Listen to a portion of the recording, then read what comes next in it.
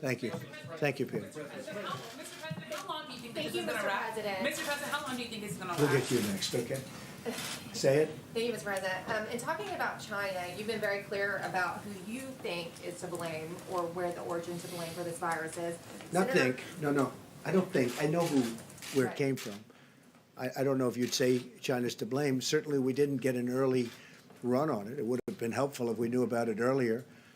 But it comes from China, and it's not a question about that. Nobody's questioning So that. Senator Cotton is saying that they should be punished, in so many words, for inflicting this on the American people. Do you feel that way about it? Well, I have a lot of respect for Tom Cotton, and I know exactly what he's been saying.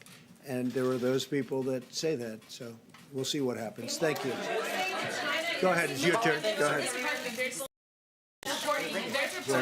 He's been waiting a long time. Please. You've had your hand up so nicely for a long time. It's your time. Thank you, sir. We've seen the Chinese government kick out reporters from the Wall Street Journal, the New York Times, the Washington Post. What is your message to the Chinese when it comes to transparency at a moment where you still have reporters asking you questions here at the White House? Yeah, I'm not happy to see it. I don't, I have my own disputes with all three of those media groups. I think you know that very well. But I don't like seeing that at all. I'm not happy about that at all. Yes, please. You didn't correct the language, so I wonder if you agree with it. Do you believe that China is inflicting this upon our country? No, I don't believe they're inflicting. I think they could have given us a lot earlier notice. Absolutely. Please. Go ahead, please. Go ahead. Yeah, Mr. President, your credibility ratings are very low. There was a recent NPR poll. Who are you asking that question? I'm asking Because I see that they're very high. You know, if you look, I'm 95% of the Republican Party. credibility. We sir. just had a poll that was done by a very reputable group where I'm beating Sleepy Joe Biden by a lot in Florida, in the state of Florida, and in other states. You know, so I don't really know who you're talking about. All right, Jennifer, go ahead, please. Please.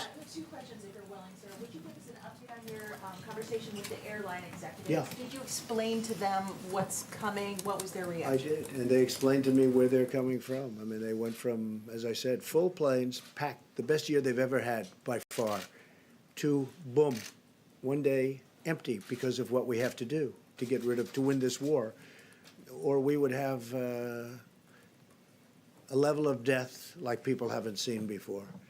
So they've been fantastic. I mean, they've been great. But, you know, they went from being extremely happy to being people that are running companies that are going to need some help. And we'll help them, Jennifer. On SBA loans, would you be willing to give us an update on how that's going? We've been getting some reports that counties have been having difficulty getting Well, it's going. I mean, there's a designated lot of influx to those loans, as you can imagine. A lot of people are looking at it, but we're going to be increasing funding a lot. They're very well prepared to do what they have to do, and the SBA is doing a fantastic job. She is doing a really good job, the administrator. John? A couple of questions for Dr. Burks, Yeah. if I could. Dr. Burks, French researchers have had some luck with hydroxychloroquine in shortening the duration of disease. Is that something that might be in the arsenal of therapeutics here in the United States? I think we're exploring every one of those issues. The president asked for a critical briefing on that today. He opened with that. It is more than that single drug. There are other drugs that individuals are looking at. Just to go back to what we've talked about many times, there is things that look really good in cell culture against the virus that may look good in small animals and then don't have an impact in humans. And so those are the pieces that we're looking at very carefully. Of course, there's always anecdotal reports, and we're trying to figure out how many anecdotal reports equal real scientific breakthroughs. And second question, are you confident of the seasonality of coronavirus? All we can do is look at the past to inform the future. We know what SARS looked like. We also know, and I just want to put this out, I know you can get it online, look at the curve in China and look at the curve in South Korea.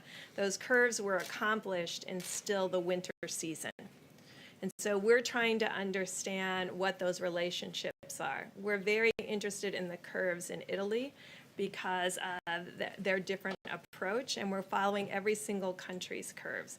And so all we can do is look at prior coronavirus and prior respiratory infection RNA viruses. These are RNA viruses. When you look at flu in the northern hemisphere, when you look at parainfluenza and some of the other cold viruses, and if you look at SARS, that's the way the peak normally occurs. But that is a November to April.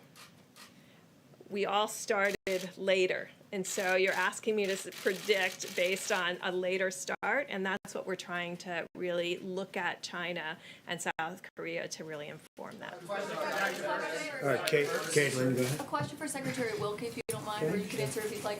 How many veterans of those that need to be tested have been tested? Those that have needed to be tested, we believe we've caught most of them. Right now, we have 44 veterans who have tested positive. Sadly, one has passed in Portland. We are working with state labs and private companies to make sure that testing is available. Because the president had us out aggressively early, we have been in a better place than most healthcare systems in the country. I cannot predict, as Dr. Burke said, when the next surge will be, if it will be. But one of the things that we do at VA is that we prepare for national emergencies, be they national disasters or epidemics. We started preparing for this. We started stockpiling equipment. Our equipment is stable, and I think that's in large part because of the instructions the president gave me. But do you have a number of how many have been tested out of the number that We've need to be tested several hundred. I can't give you the direct. The other day. Yeah, Is it we've higher tested than several that? hundred. Yes, we've tested several hundred. I don't know exactly. I do know that 44 veterans have the virus. Most of those are quarantined at home. Can you get us the number? Go ahead in the back, please. Thank you, Mr. President. The question for Dr. Burks, quickly. I'm trying to understand what it's about the mortality rate. Yesterday, we underlined the fact that we had reached 100 deaths. And this morning, we wake up and we're at 110. Within 12 hours, we climbed by 10%. Is it something we have to expect from now on, a 10% increase every 12 hours?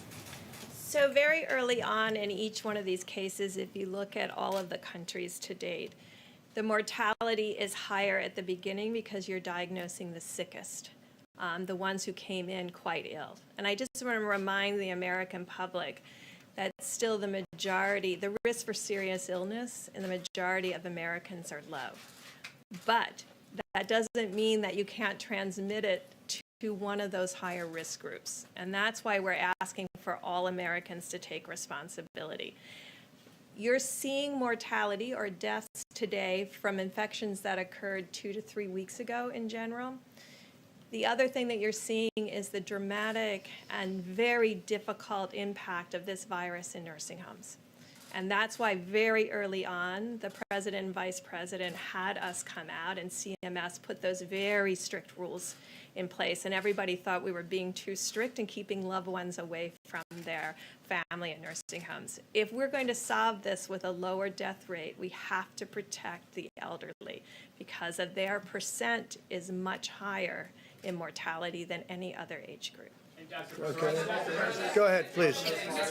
Mr. President, there's reporting that the federal government has a plan that shows that this coronavirus outbreak might last as long as 18 months. Are you seeing those numbers? Could it No, just we're not actually seeing last? that at all. And then my second question is, there are at least one White House official who used the term Kung Flu, referring to the fact that this virus started in China. Is that acceptable? Is it wrong? Are you worried that having this virus be talked about as a Chinese virus, that might I wonder who said might that. focus, You know who said that?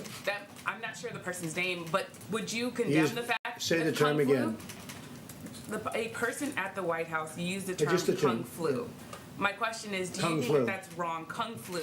And do you think using the term Chinese virus, that puts Asian Americans at risk, that people might No, not target at all. them? No, not at all. I think they probably would agree with it 100%. It comes from China. There's nothing not to agree. Okay, how about last question? Please, go ahead. Switching gears very quickly to Say it. Switching gears to a larger question here. We've seen that before the pandemic, there were a lot of Americans that were already alienated. We saw deaths of despair increasing through suicide and other things. Now, as these individuals, a lot of times in rural parts of the country, are self-isolating, what is your message to those individuals, and what do you hope that individuals, communities, and churches will do to reach out to my them? message is to all Americans, but to those Americans who are going through